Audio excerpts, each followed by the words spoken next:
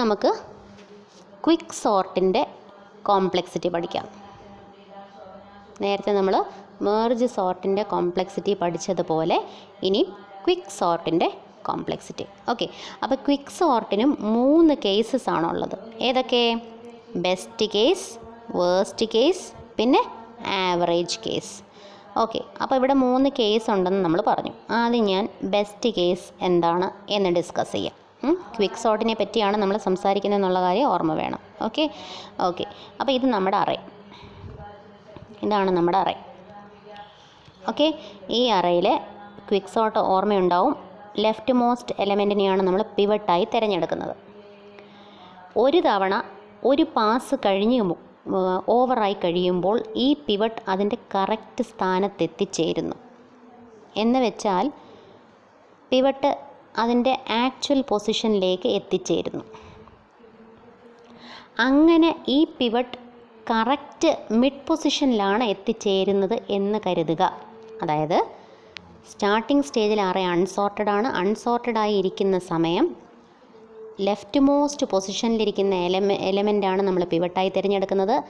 തിരഞ്ഞെടുക്കപ്പെട്ട ഈ പിവട്ട് ഒരു തവണ പാർട്ടീഷൻ പ്രൊസീജിയറിലൂടെ കടന്നുപോയി കഴിയുമ്പോൾ പിവട്ട് അറേയുടെ കറക്റ്റ് പൊസിഷനിലേക്ക് എത്തിച്ചേരുന്നു. സപ്പോസ് പിവട്ട് എത്തിച്ചേരുന്നത് എക്സാക്റ്റ് അറേയുടെ മിഡ് പൊസിഷനിലാണ് എന്ന് കരുതുക. നമ്മൾ പഠിച്ച റൂൾ അനുസരിച്ച് പിവട്ട് എക്സാക്റ്റ് മിഡിലാണ് എത്തുന്നതെങ്കിൽ പിവട്ടിനെ കാട്ടി ലെസ്സായ എല്ലാ എലമെൻറ്റുകളും പിവട്ടിന് മുൻപിലുണ്ട്. അതേപോലെ പിവട്ടിനേക്കാൾ ഗ്രേറ്ററായ എല്ലാ എലമെൻറ്റുകളും പിവട്ടിന് ശേഷമുണ്ട്. റൂൾ അനുസരിച്ച് പിവട്ട് നോഡായി മാറുകയും പിവട്ടിൻ്റെ ലെഫ്റ്റ് അറേയിലേക്ക് കുറേ എലമെൻറ്റ് വരികയും റൈറ്റ് അറേയിലേക്ക് മറ്റ് ചില എലമെൻറ്റുകൾ വരികയും ചെയ്യുന്നു. ഏതൊക്കെ എലമെൻറ്റുകളാണോ പിവട്ടിനേക്കാൾ സ്മോളറായിട്ടുള്ളത്, ദാറ്റ് മീൻസ് ഈ പാർട്ടിൽ ഇരിക്കുന്ന എല്ലാ എലമെൻറ്റുകളും ലെഫ്റ്റ് അറേയിലേക്ക് പോവുകയും ഈ പാർട്ടിലിരിക്കുന്ന എല്ലാ എലമെൻറ്റുകളും റൈറ്റ് അറേയിലേക്ക് പോവുകയും ചെയ്യുന്നു. ഇനി ഞാൻ പറയുന്ന കാര്യം ശ്രദ്ധിച്ച് കേൾക്കുക. പിവട്ട് പാർട്ടീഷൻ പ്രൊസീജിയർ കഴിയുമ്പോൾ എക്സാക്റ്റ് അറേയുടെ മിഡ് പൊസിഷനിലാണ് ഓക്യുപ്പൈ ചെയ്യുന്നതെങ്കിൽ ലെഫ്റ്റ് അറേയുടെ സൈസും റൈറ്റ് അറേയുടെ സൈസും സെയിം ആയിരിക്കും. അതായത് number of elements in the left അറേയും number of elements in the right അറേയും ഈക്വലാണ്. അതായത് ഓരോ തവണയും ലെഫ്റ്റ് അറേയും റൈറ്റ് അറേയും ഈക്വൽ നമ്പർ ഓഫ് എലമെൻറ്റ്സുകളാണ് ഹോൾഡ് ചെയ്യുന്നത് എങ്കിൽ അതിനെ നമുക്ക് ക്വിക്ക് സോർട്ടിൻ്റെ ബെസ്റ്റ് കേസ് എന്ന് വിളിക്കാം. ഇതിനെ ബാലൻസ്ഡ് പാർട്ടീഷൻ എന്നാണ് നമ്മൾ വിളിക്കുന്നത്. ബാലൻസ്ഡ് പാർട്ടീഷൻ എന്ന് പറയാൻ കാരണം മെയിൻ അറേ 2ആയി സ്പ്ലിറ്റ് ചെയ്ത് കഴിയുമ്പോൾ ലെഫ്റ്റ് അറേയും റൈറ്റ് അറേയിലും ഈക്വൽ നമ്പർ ഓഫ് എലമെൻറ്റുകളായതുകൊണ്ട് 2 സൈഡും ബാലൻസ്ഡ് ആണ്. അപ്പോൾ ബാലൻസ്ഡ് പാർട്ടീഷനാണ് കിട്ടുന്നതെങ്കിൽ നമുക്ക് പറയാം അത് ക്വിക്ക് സോർട്ടിൻ്റെ ബെസ്റ്റ് കേസാണ്. ഇനി നമുക്ക് വേസ്റ്റ് കേസ് എന്താണ് എന്ന് നോക്കാം. സപ്പോസ് നമ്മുടെ കയ്യിലൊരു അറേയുണ്ട്. ഈ അറേ ഓൾറെഡി സോർട്ടഡ് ആണ് എന്ന് മനസ്സിലാക്കുക. അറേ ഓൾറെഡി സോർട്ടഡ് ആണ്. എക്സാമ്പിൾ 1 2 3 4 ഇതാണ് നമ്മുടെ അറേ. റൂൾ അനുസരിച്ച് അറേയുടെ ലെഫ്റ്റ് മോസ്റ്റ് പൊസിഷനിലിരിക്കുന്ന എലമെൻ്റ് ആയിരിക്കണം നമ്മുടെ പിവട്ട്. എന്ന് പറഞ്ഞാൽ എലമെൻറ്റ് 1 ആണ് ഇത്തവണ പിവട്ടായി തിരഞ്ഞെടുക്കപ്പെട്ടിരിക്കുന്നത്. പാർട്ടീഷൻ പ്രൊസീജിയർ അപ്ലൈ ചെയ്ത് കഴിയുമ്പോൾ ഏറ്റവും ഒടുവിൽ പിവട്ട് എലമെൻറ്റ് അതിൻ്റെ കറക്റ്റ് പൊസിഷനിൽ എത്തിച്ചേരുന്നു. എന്ന് വെച്ചാൽ പിവട്ടിനേക്കാൾ സ്മോളറായ എല്ലാ എലമെൻറ്റുകളും പിവട്ടിന് മുൻപും പിവട്ടിനേക്കാൾ ഗ്രേറ്ററായ എല്ലാ എലമെൻറ്റുകളും പിവട്ടിന് ശേഷവും വരുന്നു. അറേ ഓൾറെഡി സോർട്ടഡ് ആയതുകൊണ്ട് പിവട്ടിന് മുൻപ് വരാൻ എലമെൻറ്റുകളൊന്നുമില്ല. പിന്നെയോ പിവട്ട് ഒഴികെ ബാക്കി എല്ലാ എലമെൻറ്റുകളും റൈറ്റ് അറേയിലേക്ക് പോവുകയും ചെയ്യുന്നു. ഞാൻ പറഞ്ഞത് മനസ്സിലായോ? അറേ ഓൾറെഡി സോർട്ടഡ് ആയതുകൊണ്ടും അതിലേറ്റവും ചെറിയ എലമെൻ്റാണ് നമ്മൾ പിവട്ടായി തിരഞ്ഞെടുത്തത് എന്നും ഉള്ളതുകൊണ്ട് എന്ത് സംഭവിക്കുന്നു? സ്മോളസ്റ്റ് എലമെൻറ്റ് പിവട്ടായത് കാരണം ഈ പിവട്ടിനേക്കാൾ സ്മോളറായി ഇനിയൊരു എലമെൻറ്റ് ഇല്ലാത്തത് കൊണ്ട് ഒരിക്കലും നമുക്കൊരു ലെഫ്റ്റ് അറേ കിട്ടത്തില്ല. ലെഫ്റ്റ് അറേ എപ്പോഴും എംപ്റ്റി ആയിരിക്കും. കാരണം നമ്മൾ ഓരോ തവണയും സോർട്ടഡ് അറേയിലെ ഏറ്റവും സ്മോളസ്റ്റ് എലമെൻറ്റിനെയാണ് പിവട്ടായി തിരഞ്ഞെടുക്കുന്നത്. അപ്പോൾ അതിലും ചെറിയൊരു എലമെൻറ്റ് ഇല്ലാത്തത് കൊണ്ട് ഒരു തവണ പോലും സ്പ്ലിറ്റ് ചെയ്യുമ്പോൾ ലെഫ്റ്റ് അറേയിൽ എലമെൻറ്റുകളൊന്നും തന്നെ കാണത്തില്ല. നമ്മുടെ ഈ ഒരു എക്സാമ്പിൾ തന്നെ നോക്കുക. 1 എന്ന എലമെൻറ്റാണ് ഞാൻ പിവട്ടായി തിരഞ്ഞെടുത്തത്. അപ്പം പാർട്ടീഷന് ശേഷം 1 ആ പൊസിഷൻ തന്നെ ഓക്യുപ്പൈ ചെയ്യുകയും പിവറ്റിനേക്കാൾ ഗ്രേറ്ററായ എല്ലാ എലമെൻറ്റുകളും റൈറ്റ് അറേയിലേക്ക് പോവുകയും ചെയ്യുന്നു. അപ്പോൾ 2ഉം 3ഉം 4ഉം റൈറ്റ് അറേയിലേക്ക് പോകും. പക്ഷേ ലെഫ്റ്റ് അറേയിൽ വരാൻ എലമെൻറ്റുകളൊന്നും തന്നെ ഇല്ല. ആദ്യത്തെ തവണ പാർട്ടീഷൻ ചെയ്ത് കഴിയുമ്പോൾ 1 മാത്രം മുകളിൽ നിൽക്കുകയും ലെഫ്റ്റ് അറേയിൽ ഒന്നുമില്ലാതെ വരികയും റൈറ്റ് അറേയിൽ ബാക്കി എല്ലാ എലമെൻറ്റുകളും പോവുകയും ചെയ്യുന്നു. രണ്ടാമത്തെ തവണ ഒരു വട്ടം കൂടി ഞാൻ ഇതിനെ ഒന്ന് പാർട്ടീഷൻ ചെയ്യാൻ ശ്രമിക്കുകയാണ്. അപ്പോൾ ഇത്തവണ ഞാൻ തിരഞ്ഞെടുക്കുന്ന പിവറ്റ് 2 ആണ്. വീണ്ടും ഉള്ളതിൽ ഏറ്റവും ചെറിയ എലമെൻ്റാണ് 2. അതുകൊണ്ട് തന്നെ പാർട്ടീഷൻ ചെയ്ത് കഴിയുമ്പോൾ എന്ത് സംഭവിക്കും? 2 ഈ പൊസിഷനിൽ തന്നെ ഇരിക്കും. കാരണം ഈ അറയിൽ 2വിനേക്കാൾ ചെറുതായ ഒരു എലമെൻ്റ് ഇല്ല. അതുകൊണ്ട് തന്നെ അടുത്ത ഐട്രേഷനിൽ സ്പ്ലിറ്റ് ചെയ്യുമ്പോഴും 2 എന്ന പിവട്ടിന് ഒരു ലെഫ്റ്റ് അറേ ഇല്ലാതെ പോകുന്നു. പകരം ബാക്കി എല്ലാ എലമെൻറ്റുകളും 2 എന്ന പിവട്ട് ഒഴികെ ബാക്കി എല്ലാ എലമെൻറ്റുകളും റൈറ്റ് അറേയിലേക്ക് പോവുകയും ചെയ്യുന്നു. ജനറലായി പറഞ്ഞാൽ ഒരു അറേ ഓൾറെഡി സോർട്ടഡ് ആണ് എങ്കിൽ എന്ത് സംഭവിക്കും? പാർട്ടീഷൻ കഴിയുമ്പോൾ അതിന് ലെഫ്റ്റ് അറേ ഇല്ലാതെ പോകുന്നു. പകരം ഈ ഒരു n എലമെൻ്റ് ഉള്ള ഒരു അറേയിലെ ഫസ്റ്റ് എലമെൻറ്റ് ആണ് പിവട്ടായി തിരഞ്ഞെടുത്തിരുന്നത്. ആ ഫസ്റ്റ് എലമെൻറ്റ് പിവട്ട് ആയതുകൊണ്ടും അത് ആ പൊസിഷനിൽ തന്നെ ഇരിക്കുന്നത് കൊണ്ടും ഇതിന് മുൻപ് എലമെൻറ്റുകൾ ഇല്ലാത്തത് കൊണ്ടും ബാക്കി n-1 എലമെൻറ്റുകളും എവിടേക്ക് പോകും? റൈറ്റ് അറേയിലേക്ക് പോകും. പറഞ്ഞത് മനസ്സിലായോ? മൊത്തം n എലമെൻറ്റുകളായിരുന്നു ഉണ്ടായിരുന്നത്. അതിൽ ഫസ്റ്റ് എലമെൻറ്റ് പിവട്ടാണ്. പിവട്ടിനേക്കാൾ ചെറിയൊരു എലമെൻ്റ് ഇല്ല. അതുകൊണ്ട് പിവട്ട് ഒഴികെയുള്ള ബാക്കി എല്ലാ എലമെൻറ്റുകളും റൈറ്റ് അറേയിലേക്ക് പോകുന്നു. അപ്പോൾ ഒരു തവണ പാർട്ടീഷൻ പ്രൊസീജിയർ കഴിയുമ്പോൾ ഇനി n-1 എലമെൻറ്റുകളെയാണ് സോർട്ട് ചെയ്യാനുള്ളത്. ക്ലിയർ ആവുന്നോ? ബാക്കി ഇനി n-1 എലമെൻറ്റുകളാണ് സോർട്ട് ചെയ്യാനുള്ളത്. ശരി, ഇനി ഈ n-1 എലമെൻറ്റുകളിൽ നിന്ന് ഒരു എലമെൻറ്റിനെ ഞാൻ എന്താക്കി? പിവട്ടായി തിരഞ്ഞെടുത്തു. അതിലെ ഫസ്റ്റ് എലമെൻറ്റിനെ പിവട്ടായി തിരഞ്ഞെടുത്തു. അപ്പം മൊത്തം n-1 എലമെൻറ്റുകളേ ഉള്ളൂ. അതിലൊന്നിനെ പിവട്ടായി എടുത്താൽ ബാക്കി n-2 എലമെൻറ്റുകളാണ് അവിടെ ഉള്ളത്. തിരഞ്ഞെടുത്ത എലമെൻറ്റ് ഏറ്റവും ചെറുതായതുകൊണ്ട് ഇതിനെ പാർട്ടീഷൻ ചെയ്യുമ്പോഴും ഇതിനും ഒരു ലെഫ്റ്റ് അറേ ഇല്ലാതെ പോകുന്നു. അപ്പോൾ ബാക്കി എത്ര എലമെൻറ്റ്? n-1ൽ 1 കുറഞ്ഞാൽ, അതായത് പിവട്ട് കുറഞ്ഞാൽ ബാക്കി n-2 എലമെൻസും റൈറ്റ് അറേയിലേക്ക് പോകുന്നു. ഓരോ തവണയും മെയിൻ അറേയിൽ നിന്ന് പാർട്ടീഷൻ ചെയ്ത് റൈറ്റ് അറേയിലേക്ക് മാത്രം നമ്മൾ പോകുമ്പോൾ ഒരു എലമെൻ്റ് ഒഴിച്ച് ബാക്കി എല്ലാ എലമെൻറ്റുകളും റൈറ്റിലേക്ക് പോകുന്നു. തുടക്കത്തിൽ 4 എലമെൻറ്റുകളാണ് ഉള്ളതെങ്കിൽ 4ൽ 1 പിവട്ട് ആയതുകൊണ്ട് ബാക്കി 3 എലമെൻറ്റുകളും റൈറ്റ് അറേയിലേക്ക് പോകും.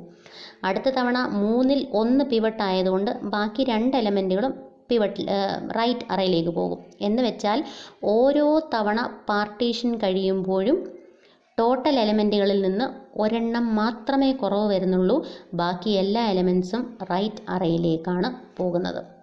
അപ്പോൾ ഇതിനെ അൺബാലൻസ്ഡ് പാർട്ടീഷൻ എന്ന് നമുക്ക് വിളിക്കാം. ഓരോ തവണയും ലെഫ്റ്റ് ഇല്ല, റൈറ്റ് മാത്രം, പിന്നെയും ലെഫ്റ്റ് ഇല്ല, റൈറ്റ് മാത്രം, പിന്നെയും ലെഫ്റ്റ് ഇല്ല, റൈറ്റ് മാത്രം. ഇതിങ്ങനെ പൊയ്ക്കൊണ്ടേയിരിക്കും. ഓക്കെ, അപ്പോൾ ഇതൊരു അൺബാലൻസ്ഡ് പാർട്ടീഷനാണ്. ഇതിനെ ഈ രീതിയിൽ, അതായത് ഒന്നുകിൽ ലെഫ്റ്റ് അറേ ഇല്ലാതെ വരിക, അല്ലെങ്കിൽ റൈറ്റ് അറേ ഇല്ലാതെ വരിക. അതെപ്പോഴായിരിക്കും റൈറ്റ് അറേ ഇല്ലാതെ വരുന്നത്? നമ്മൾ അസെൻഡിങ് ഓർഡറിൽ സോർട്ട് ചെയ്താലേ ഉള്ളൂ ഏറ്റവും സ്മോളസ്റ്റ് എലമെൻറ്റ് ലെഫ്റ്റിൽ വരുന്നതുകൊണ്ട് ഇതിനേക്കാൾ ചെറുതില്ലാതെ വരുന്നതും ലെഫ്റ്റ് അറേ നള്ളാകുന്നതും. തിരിച്ച് ഇങ്ങനെയായിരുന്നു നമ്മുടെ അറേ എങ്കിലോ 4 3 2 1 ഡിസെൻഡിങ് ഓർഡറിൽ സോർട്ട് ചെയ്തിരുന്ന ഒരു അറേ ആയിരുന്നു എങ്കിൽ ഇതിലെ ഫസ്റ്റ് എലമെൻറ്റിനെ ഞാൻ പിവട്ടായി തിരഞ്ഞെടുത്താൽ ഓരോ തവണയും പാർട്ടീഷൻ ചെയ്ത് കഴിയുമ്പോൾ ഈ എലമെൻറ്റ് ലാസ്റ്റ് പൊസിഷനിലേക്ക് പോവുകയും ബാക്കി എല്ലാ എലമെൻറ്റുകളും ഈ പിവട്ടിനേക്കാൾ വലുതായതുകൊണ്ട്, പറഞ്ഞത് ശ്രദ്ധിക്കുക, അറേ ഓൾറെഡി സോർട്ടഡ് ആയിരുന്നു, പക്ഷേ ഡിസെൻഡിങ് ഓർഡറിൽ ആണ് സോർട്ടഡ് ആയിരിക്കുന്നത്. തിരഞ്ഞെടുക്കുന്ന എലമെൻറ്റ് ലെഫ്റ്റ് മോസ്റ്റ് എലമെൻ്റ് ആയിരിക്കണം. അപ്പോൾ പിവട്ട് ലെഫ്റ്റ് മോസ്റ്റ് എലമെൻ്റായി തിരഞ്ഞെടുത്തു, വിച്ച് ഈസ് 4. അതായത് കൂട്ടത്തിൽ ഏറ്റവും ലാർജസ്റ്റ് എലമെൻറ്റിനെ ആയിരിക്കും ഓരോ തവണ നമ്മൾ പിവട്ടായി തിരഞ്ഞെടുക്കുന്നത്. ലാർജസ്റ്റ് എലമെൻ്റ് ആയതുകൊണ്ട് തന്നെ പാർട്ടീഷൻ കഴിയുമ്പോൾ അത് അതിൻ്റെ യഥാർത്ഥ പൊസിഷനിലേക്ക് എത്തിച്ചേരും. യഥാർത്ഥ പൊസിഷൻ എന്ന് പറഞ്ഞാൽ പിവട്ട് ഇരിക്കുന്ന സ്ഥലം എങ്ങനെയുള്ളതാണ്? പിവട്ടിന് മുൻപുള്ളതെല്ലാം പിവട്ടിനേക്കാൾ ചെറുതും പിവട്ടിന് ശേഷമുള്ളതെല്ലാം പിവട്ടിനേക്കാൾ ഗ്രേറ്ററും. ഉള്ളതിൽ ഏറ്റവും ഗ്രേറ്റർ ഇതാ, അപ്പോൾ അത് ലാസ്റ്റ് പൊസിഷനിലേക്ക് പോകും. ഇതിനേക്കാൾ ഗ്രേറ്റർ ഒന്നുമില്ല, അപ്പോൾ റൈറ്റ് അറേ ഇല്ലാതെ വരുന്നു. അപ്പോൾ ഇത്തവണ ഏത് അറേ മാത്രം വന്നു? ലെഫ്റ്റ് അറേ മാത്രം വന്നു.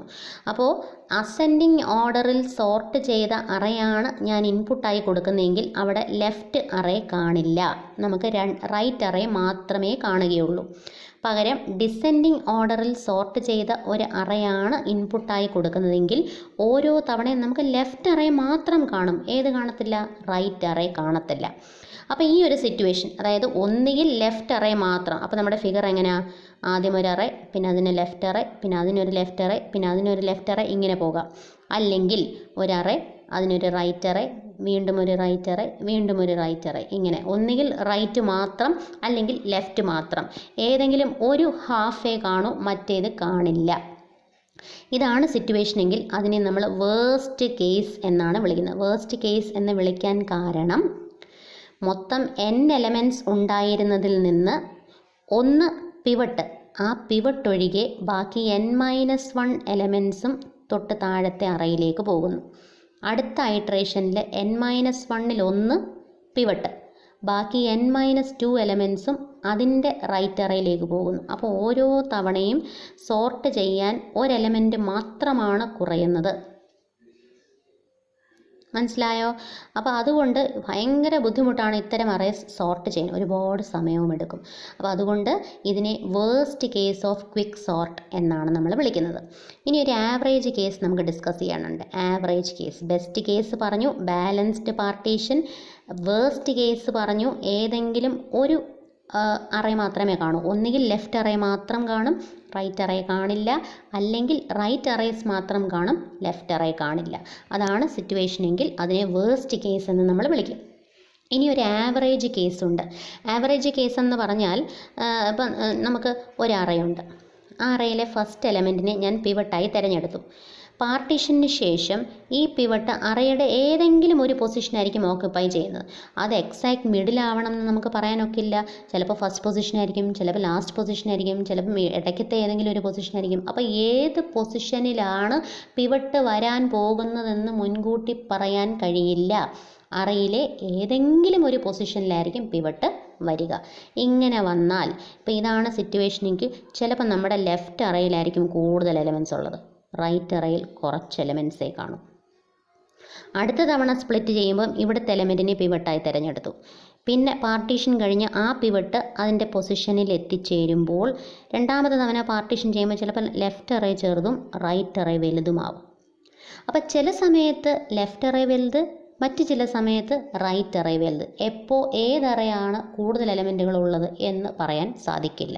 ഇത്തരത്തിലെ അൺബാലൻസ്ഡ് പാർട്ടീഷൻസ് വന്നാൽ നമ്മൾ അതിനെ വിളിക്കുന്ന പേരാണ് ആവറേജ് കേസ് എന്നുള്ളത്. ഓക്കെ, ലെഫ്റ്റിലും റൈറ്റിലും ഈക്വൽ എലമെൻറ്റുകളോടുകൂടി ബാലൻസ്ഡ് പാർട്ടീഷൻ വന്ന ബെസ്റ്റ് കേസ്, ഏതെങ്കിലും ഒരറേ ലെഫ്റ്റിൽ മാക്സിമം എലമെൻറ്റ്സും റൈറ്റിൽ കുറച്ച് എലമെൻറ്റ്സും വരാം, അല്ലെങ്കിൽ ലെഫ്റ്റിൽ കുറച്ച് എലമെൻറ്റ്സ് റൈറ്റിൽ കൂടുതൽ എലമെൻറ്റ്സ് വരാം. ഇങ്ങനെ അൺബാലൻസ്ഡ് പാർട്ടീഷൻ വന്നാൽ അതിനെ ആവറേജ് കേസ് എന്നും, ലെഫ്റ്റ് അറേസ് മാത്രം വരികയോ റൈറ്റ് അറേസ് മാത്രം വരികയോ ചെയ്ത സിറ്റുവേഷൻ വന്നാൽ അതിനെ വേഴ്സ്റ്റ് കേസ് എന്ന് പറയുകയും ചെയ്യുന്നു. ഇതാണ് 3 different cases of quick sort. മനസ്സിലായോ? ഇനി നമ്മൾ അതിൻ്റെ കോംപ്ലക്സിറ്റി പഠിക്കാൻ പോവുകയാണ്. അതിൽ ബെസ്റ്റ് കേസിനും ആവറേജ് കേസിനും ഒരേ കോംപ്ലക്സിറ്റിയാണ്. ഒന്നുകൂടെ ആവർത്തിക്കുന്നു, ബെസ്റ്റ് കേസിനും ആവറേജ് കേസിനും ഒരേ കോംപ്ലക്സിറ്റിയാണ് ഉള്ളത്. സെയിം കോംപ്ലക്സിറ്റിയാണ് രണ്ടിനുമുള്ളത്. ഓക്കെ, ഇനി എങ്ങനെയാണ് ആ കോംപ്ലക്സിറ്റി കണ്ടുപിടിക്കുന്നത് എന്നുകൂടി നമുക്ക് നോക്കാം. നമ്മൾ മേർജ് സോർട്ടിൽ പറഞ്ഞ സെയിം ടെക്നിക്കാണ് ഇവിടെയും പറയുന്നത്. എന്താണ് മേർജ് സോർട്ടിൽ പറഞ്ഞത്? n എലമെൻറ്റുകളുള്ള ഒരറയിൽ സോർട്ടിംഗ് പെർഫോം ചെയ്യാൻ എത്ര സമയമെടുക്കും? അപ്പോൾ പറയുന്നു n/2 എലമെൻറ്റുകൾ വീതമുള്ള 2 അറേ സോർട്ട് ചെയ്യാനെടുക്കുന്ന സമയം പ്ലസ് പാർട്ടീഷൻ ചെയ്യാൻ എടുക്കുന്ന സമയം. അപ്പോൾ ഇതാണ് നമ്മുടെ റെക്കറൻസ് റിലേഷൻ. മെർജ് സോർട്ടിൻ പറഞ്ഞ അതേ റെക്കറൻസ് റിലേഷനാണ് ക്വിക്ക് സോർട്ടിൻ്റെ ബെസ്റ്റ് കേസിന് നമ്മൾ യൂസ് ചെയ്യുന്നത്. ഒന്നുകൂടെ ആവർത്തിക്കുന്നു. മെർജ് സോർട്ടിന് പറഞ്ഞ സെയിം റെക്കറൻസ് റിലേഷനാണ് ക്വിക്ക് സോർട്ടിൻ്റെ ബെസ്റ്റ് കേസിനും നമ്മൾ യൂസ് ചെയ്യുന്നത്.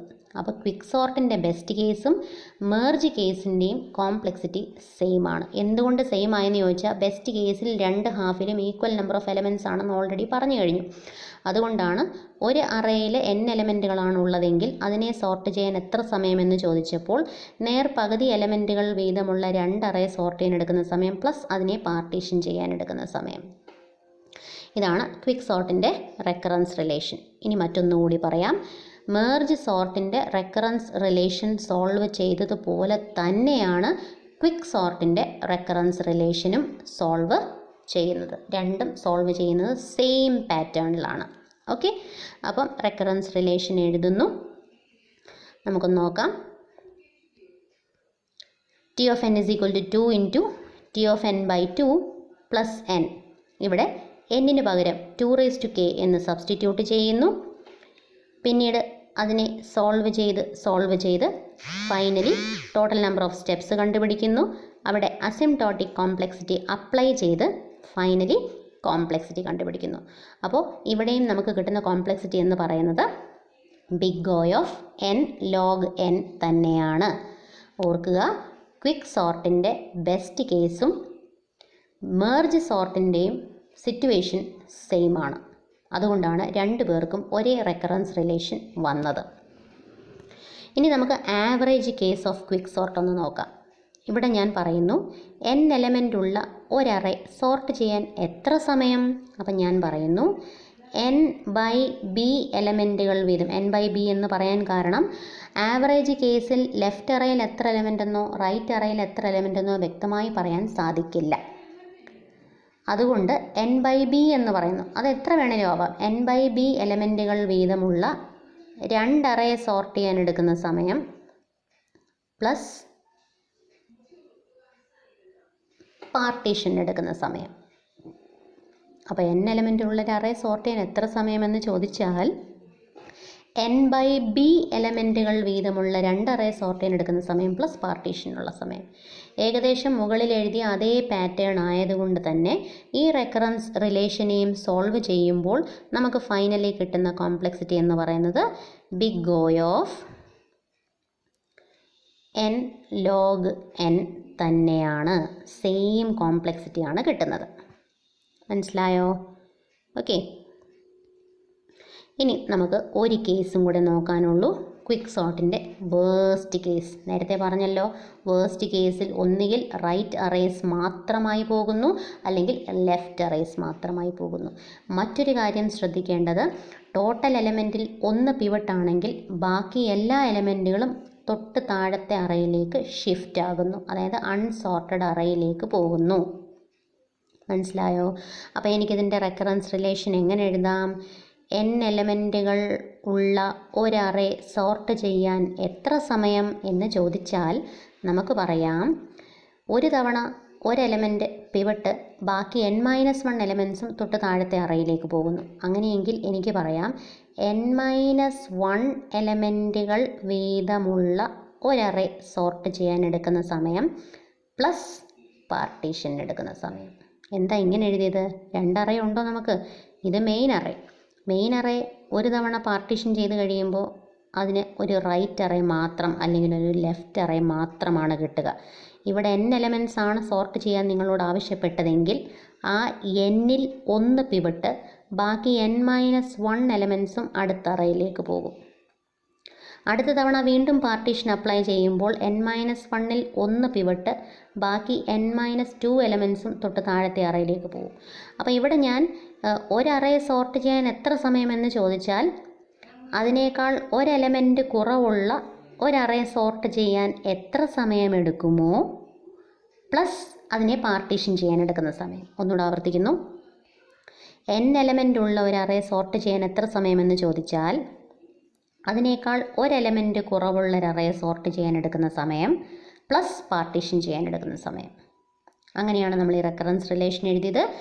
T of N is equal to T of N minus 1 ഒരു എലമെൻറ്റ് കുറഞ്ഞാൽ അതിനെ സോർട്ട് ചെയ്യാൻ എടുക്കുന്ന സമയം പ്ലസ് പാർട്ടീഷൻ ചെയ്യാൻ എടുക്കുന്ന സമയം. ഇതാണ് വേസ്റ്റ് കേസിൽ നമ്മൾ എഴുതുന്ന റെക്കറൻസ് റിലേഷൻ. അപ്പോൾ ബെസ്റ്റ് കേസിൽ എഴുതുന്ന റെക്കറൻസ് റിലേഷൻ നമ്മൾ നോക്കി, ആവറേജ് കേസിൽ എഴുതുന്ന റെക്കറൻസ് റിലേഷൻ നമ്മൾ നോക്കി, അതേപോലെ വേസ്റ്റ് കേസിൽ എഴുതുന്ന റെക്കറൻസ് റിലേഷൻ നോക്കി. ഇനി ഈ റെക്കറൻസ് റിലേഷൻ എങ്ങനെയാണ് സോൾവ് ചെയ്യുന്നത് എന്നുകൂടി നമുക്കൊന്ന് നോക്കാം.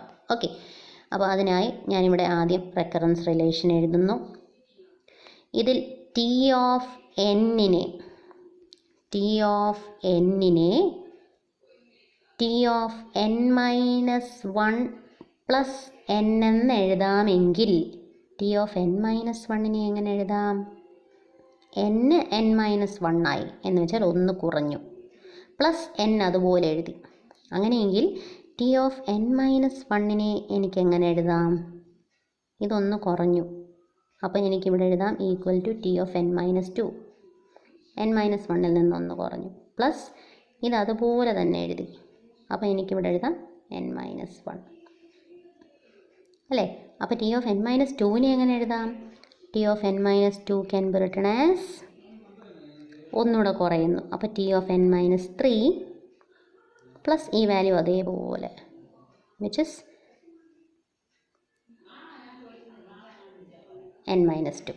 ഇങ്ങനെയാണ് നമ്മൾ സോൾവ് ചെയ്യേണ്ടത്. ഓക്കെ, അപ്പോൾ അതനുസരിച്ച് T of n can be written as T of n minus 1 plus n. അതിൽ ടി ഓഫ് n മൈനസ് 1നെ ഞാൻ എങ്ങനെ എഴുതി? T of n minus 1 can be written as T of n minus 2 plus n minus 1. എങ്ങനെ എഴുതുന്നതെന്ന് കുറച്ച് മുമ്പ് ഞാൻ പറഞ്ഞു തന്നിരുന്നു. ആ മെത്തേഡ് ഉപയോഗിച്ചാണ് ഇവിടെ എഴുതിയിരിക്കുന്നത്. പ്ലസ് ഈ n അതുപോലെ അങ്ങ് എഴുതി. ഇനി n മൈനസ് 2നെ എനിക്ക് എങ്ങനെ എഴുതാം? n minus 3 plus n minus 2, T of n minus 3 plus n minus 2. പിന്നെ ഈ രണ്ട് വാല്യൂസ് അതേപോലെ ഇവിടെ എഴുതി. അപ്പോൾ ഇത് ഇങ്ങനെ കണ്ടിന്യൂ ചെയ്ത് പൊയ്ക്കൊണ്ടേയിരിക്കും. പോയി ഇൻക്രിമെൻ്റ് ചെയ്ത് ഡിക്രിമെൻ്റ് ചെയ്ത് ഇങ്ങനെ ഒരു സ്റ്റേജിൽ എന്തായി? ഇങ്ങനെയാവും. ടി ഓഫ് 0, അതായത് n മൈനസ് 1 ആയി, n മൈനസ് 1 n മൈനസ് 2 ആയി, പിന്നെ n മൈനസ് 3 ആയി, അങ്ങനെ കുറഞ്ഞ് ടി ഓഫ് 0 ആവും. 0 plus 1 plus 2 plus etcetera plus n വരെയാവും. മനസ്സിലായോ? അപ്പോൾ T of 0 plus 1 plus 2 plus etcetera plus എന്നിനകത്ത് ഈ ഒരു ഭാഗം എന്താണ്? ഫസ്റ്റ് n നാച്ചുറൽ നമ്പേഴ്സിൻ്റെ സമ്മാണ്. ആദ്യത്തെ n നാച്ചുറൽ നമ്പേഴ്സിൻ്റെ സമ്മാണ്. അതേപോലെ ടി ഓഫ് 0 എന്ന് പറഞ്ഞാൽ 0 എലമെൻറ്റുകളുള്ള ഒരു അറേ സോർട്ട് ചെയ്യാൻ എത്ര സമയം, അതാണ് അതിൻ്റെ അർത്ഥം. 0 എലമെൻറ്റുകളുള്ള അറേ സോർട്ട് ചെയ്യാൻ ഒന്നും ചെയ്യണ്ട, 0 മതി. നമ്പർ ഓഫ് സ്റ്റെപ്സ് റിക്വയർഡ് 0 ആണ്. അപ്പം ഞാൻ എഴുതുന്നു ഇതിൻ്റെ value 0 plus 1 plus 2 plus etcetera up to n, first n natural നമ്പേഴ്സിൻ്റെ സം. അപ്പോൾ ഞാൻ ഇനി എഴുതുകയാണ്, 0 കൂട്ടണ്ട, 0 അങ്ങ് പോവും, ബാക്കി 1 plus 2 plus etcetera n, first n natural നമ്പേഴ്സിൻ്റെ സമ്മാണ്. അപ്പോൾ എനിക്ക് എഴുതാം n ഇൻറ്റു n പ്ലസ് 1/2. ഇതാണ് ഫസ്റ്റ് n നാച്ചുറൽ നമ്പേഴ്സിൻ്റെ സം. ഇതിനെ ഒന്ന് സോൾവ് ചെയ്തെടുക്കാമെങ്കിൽ എനിക്ക് എഴുതാം n into n which can be written as n square plus n into 1 n/2. ഇതിനെ എനിക്ക് എങ്ങനെ എഴുതാം? n square by 2 plus n/2 എന്ന് എഴുതാം. ഇതാണ് total number of steps, n square by 2 plus n/2. Total number of steps കിട്ടിക്കഴിഞ്ഞാൽ ഇനി നമുക്ക് കോംപ്ലക്സിറ്റി അപ്ലൈ ചെയ്യാം. പഠിച്ച റൂൾ അനുസരിച്ച് മൾട്ടിപ്പിൾ ടേംസ് ഉണ്ടെങ്കിൽ ഹയസ്റ്റ് പവർ ഓഫ് n ഏത് ടേമിനാണോ അതിനെ മാത്രം നിലനിർത്തുക, ലോവർ ഓർഡർ ടേംസിനെ ക്യാൻസൽ ചെയ്യുക. ലോവർ ഓർഡർ ടേം ക്യാൻസൽ ചെയ്തു, ബാക്കി വന്നത് ഇത് മാത്രം,